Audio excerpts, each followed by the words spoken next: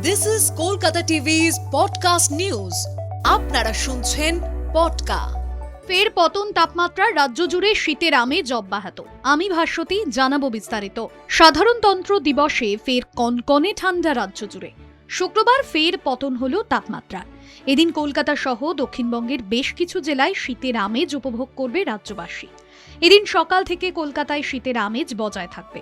আলিপুর আবহাওয়া দফতর জানিয়েছে, দক্ষিণবঙ্গের কোনো জেলাতেই আগামী কয়েকদিন আপাতত বৃষ্টিপাতের সম্ভাবনা নেই। মূলত শুকনো আবহাওয়া থাকবে বিভিন্ন জেলায়।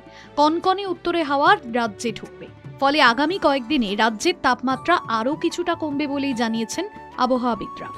এদিন সকাল থেকে কলকাতার আবহাওয়ায় শীতের আমেজ বজায় থাকবে। সকালে ঘন কুয়াশা থাকবে, তবে বেলা বাড়তেই ধীরে ধীরে আকাশ পরিষ্কার হবে। হাওয়া অফিস জানিয়েছে, এদিন শহরের সর্বনিম্ন তাপমাত্রা 13 ডিগ্রির আশেপাশে থাকবে। সর্বোচ্চ তাপমাত্রা থাকবে 22 ডিগ্রি সেলসিয়াস। আগামী কয়েকদিন কলকাতায় কোনো বৃষ্টির সম্ভাবনা নেই বলে জানিয়েছে আলিপুর। দক্ষিণবঙ্গের ক্ষেত্রে শীতের কনকনে আমেজ লক্ষ্য করা যাবে। দক্ষিণবঙ্গের জেলাগুলিতে সকাল থেকে শীতের আমেজ বজায় থাকবে। পাশাপাশি কুয়াশায় ঢাকবে বেশ কিছু জেলা। বেলা বাড়তেই পরিষ্কার হবে আকাশ।